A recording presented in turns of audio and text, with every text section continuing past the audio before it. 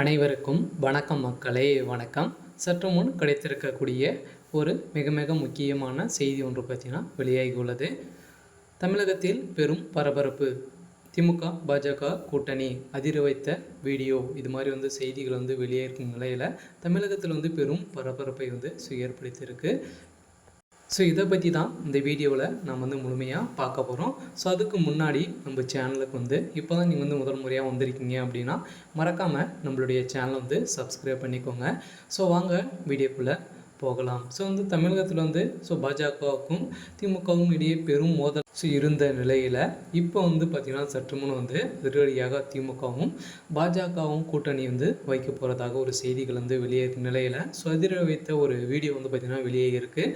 இந்த நிலையில் தான் அதிமுகவை சேர்ந்த ஒரு பிரமுகர் அதிரடியாக அந்த வீடியோ வெளியிட்டு ரொம்ப வைரலாக போயிட்டு இருக்குது. ஸோ இதை பற்றி இந்த வீடியோவில் நம்ம முழுமையாக பார்க்க போகிறோம்.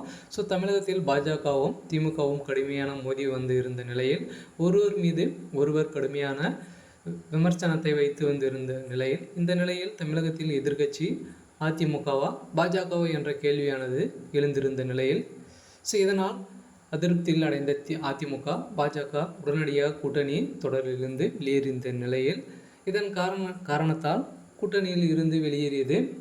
நாடாளுமன்ற தேர்தலில் தனித்து போட்டியிட 2 கட்சிகளும் தோல்வியடைந்திருந்த நிலையில் அதே நேரத்தில் திமுக மிகப்பெரிய வெற்றியை பெற்றிருந்த நிலையில் கடந்த சில வாரங்களாகவே பாஜக திமுக இடையிலான மோதல் போக்கு குறைந்துள்ள நிலையில் திமுகவுக்கு எதிரான போராட்டத்தையும் பாஜக வாபஸ் பெற்றிருந்த நிலையில் எனவே திமுக கூட்டணியில் பாஜக இடம் பெறுமா என்ற கேள்வியானது எழுந்திருக்கிறது.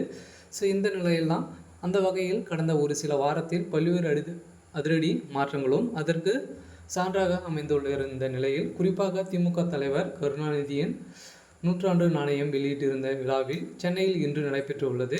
இந்த நிகழ்ச்சியில் பாஜக மூத்த தலைவரும் மத்திய அமைச்சருமான ராஜ்நாத் சிங் சிறப்பு விருந்தினராக முதலமைச்சர் ஸ்டாலின் அழைத்திருந்த நிலையில் இதில் இன்று நடைபெறும் இந்த விழாவில் பாஜக நிர்வாகிகள் கலந்து கொண்டிருந்த நிலையில் தமிழக பாஜக தலைவர் அண்ணாமலையும் தொலைபேசியில் தொடர்பு கொண்டு பேசிய முதலமைச்சர் ஸ்டாலின் விழாவிற்கு வருமாறு அழைப்பு விடுத்திருந்த நிலையில் அண்ணாமலையும் முதலமைச்சர் ஸ்டாலின் அழைப்பை ஏற்று விழாவுக்கு பங்கேற்று இருப்பதாக அறிவித்திருந்த நிலையில் இதேபோல ஆளுநரின் தேநீர் விருதில் திமுக கூட்டணி கட்சியின் புறக்கணிப்பதாக அறிவித்திருந்த நிலையில் திடீரென முதலமைச்சர் ஸ்டாலின் மற்றும் 8 அமைச்சர்களும் தேநீர் விருது கலந்து கொண்டனர்.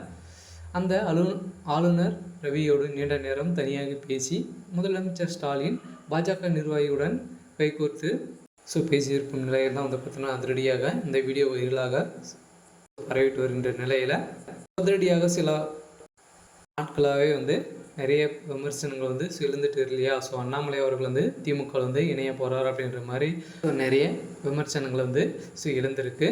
இருந்தாலும் என்ன நடக்க போகுது அப்படின்றத நம்ம வெயிட் பண்ணி பார்க்கலாம். இது மாதிரி அரசியல் சார்ந்த நிகழ்வுகளை தெரிஞ்சுக்கணும் அப்படின்னா மறக்காமல் நம்மளுடைய சேனலை சப்ஸ்கிரைப் பண்ணிக்கோங்க. தேங்க்யூ.